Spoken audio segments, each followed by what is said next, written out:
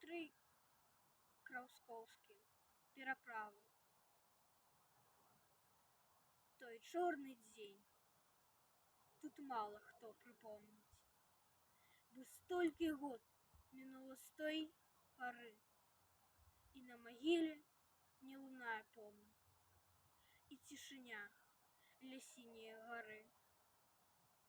А за яе з выццём і гулам грозным нямецкі штурмавік тады ляцеў. Дзятва адкулькавалася ў барозны, а хто акоп кожны жыць хацеў. Пілот жа той стараўся бомбы скінуць на пераправу, танкі дзе ішлі, каб ад яе і следу не пакінуць ні на вадзе, ні нават на зямлі. Часовы мост сапёры будавалі, спіловачы дрэвы на хаду, і ў шахматным парадку мацавалі спускаючых іх з берага ў ваду.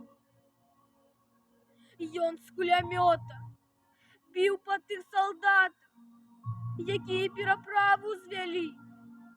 Затым павёз руднікі па хатах, па людзях, што ў акопах заляглі. Пад вечар дзед Сцяпан зайшоў к суседу, на лаву сеў, зняў шапку, выцер пот. Сказаў: «Прабач за сумную бяседу, не дай Бог зведаць гэтакіх турбот.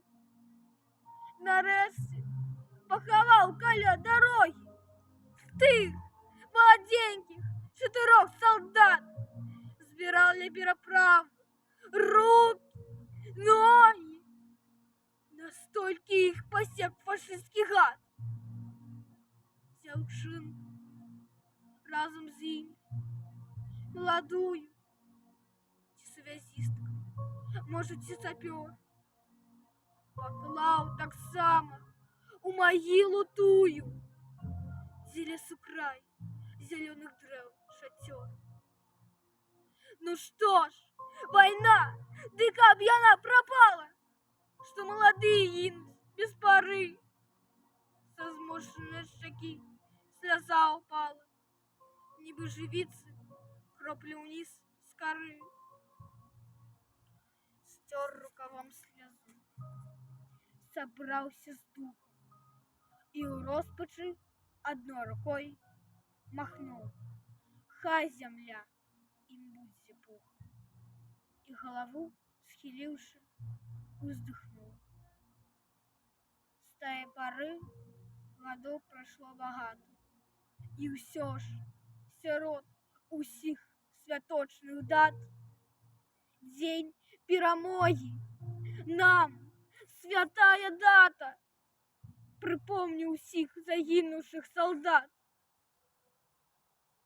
Спытайце, чаму, адклаўшы справы, я эпізод вось гэты прыгадаў, бо кожны з тых салдат для пераправы, каб мы жылі, жыццё сваё аддаў.